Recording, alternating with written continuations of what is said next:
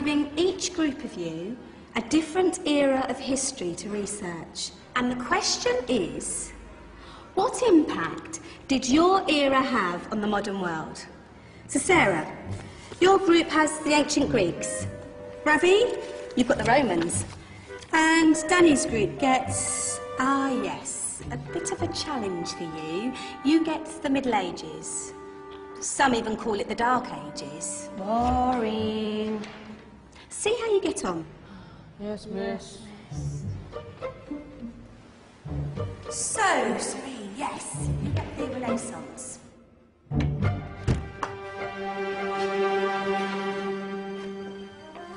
Is that the librarian? I guess so.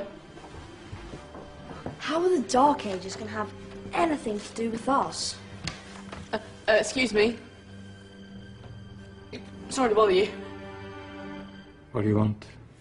We need to find out what impact the Dark Ages had on the modern world. Never was a period of history so poorly named.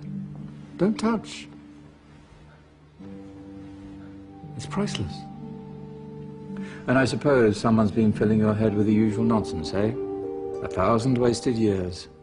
A black hole in history, am I right? Yeah, sort of. You see, it's always the same. You assume it was all mud, disease, death and destruction, with marauding mobs of barbarians ripping down the good of former civilizations, burning and plundering as they went, nothing of any worth invented either, eh? Oh, no.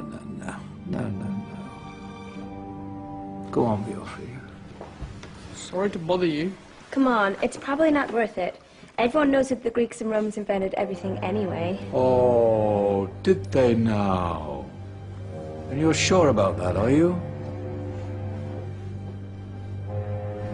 You know, I might just have something for you.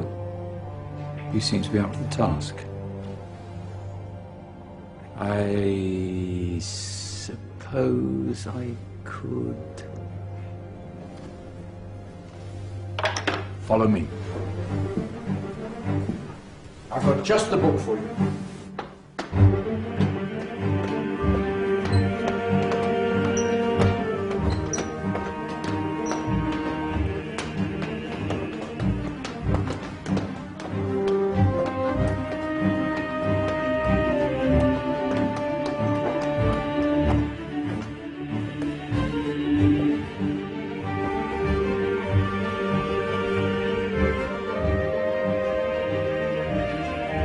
Where are we going? I don't know. Ask him.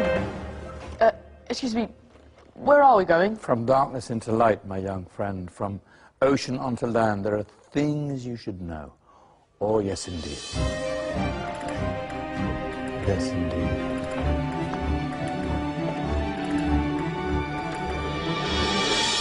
Now, I know I left it round here somewhere.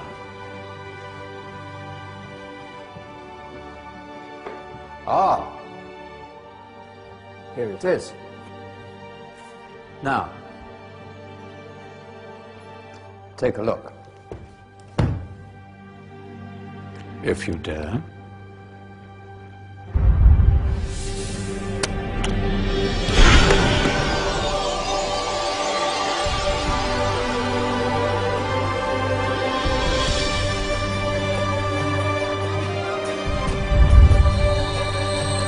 What's going on?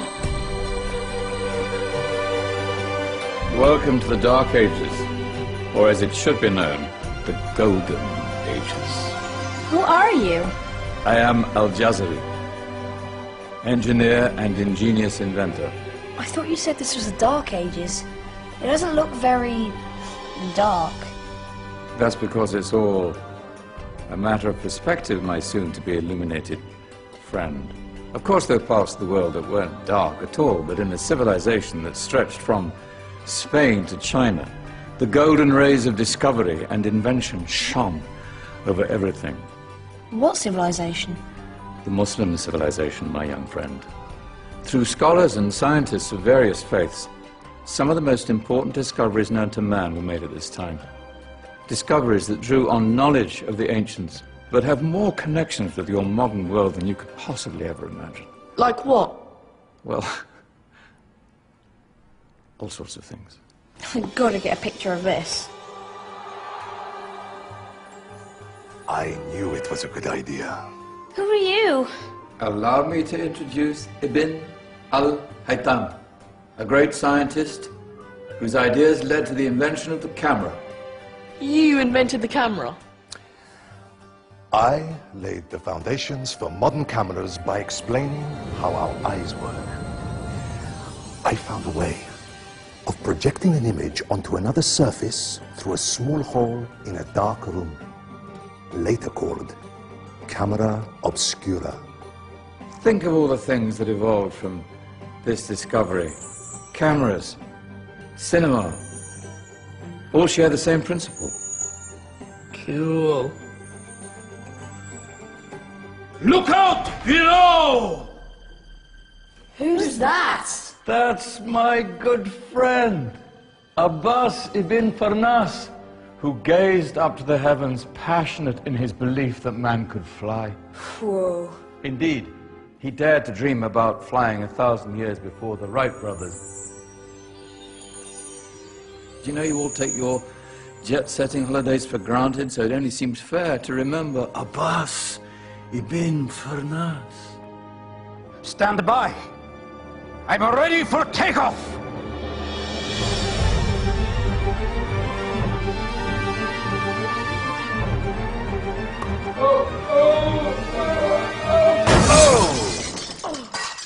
You did forget one thing, though.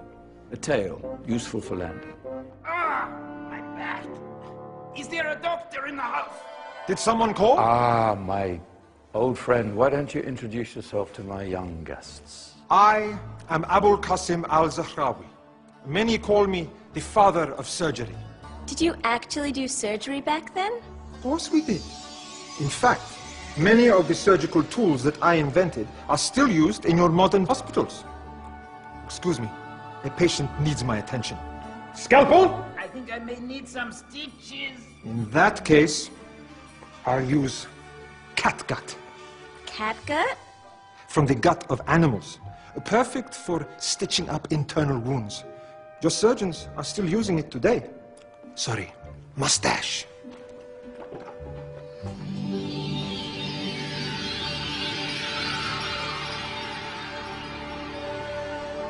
Who's she? That's Maryam al-Astrolabi. One of the many brilliant women of her time. She made sophisticated astrolabes. Astro what? Astrolabes. They show the sky and the stars on a small flat plate you can hold in your hand. Think of them as ancient calculating or timekeeping devices. Today you have your watch, your compass, satellite navigation, helping people and explorers travel the world. Science at its brilliant best. And all these things were developed during the Golden Ages. And that's just the tip of the iceberg. There were thousands of other inventions covering all areas of life, and in the years that followed, their influence spread across the whole of medieval Europe. So you see, it wasn't so dark after all.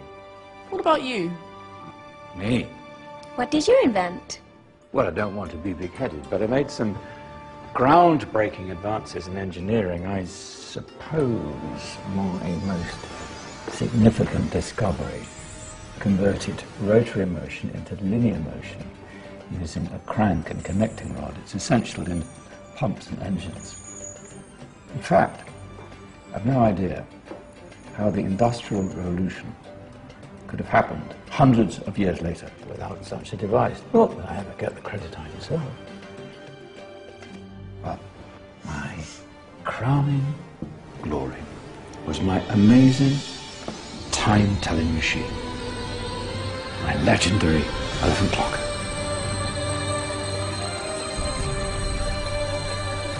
It's a clock. Yes. Dozens of components collected from different cultures around the world. Indian, Greek, Arabian, Egyptian, Chinese. Wow. A United Nations clock. That is pretty cool. Does it actually tell the time? Well, yes, of course. If it wasn't for me, thousands of people would be late for everything. Speaking of time, we better get you back. And remember, Spread the word. This is the golden age, and I've only shown you a tiny part of this wondrous time. There are countless other scientists and inventions directly connected to your modern world. You're just going to have to find out for yourselves. No, wait!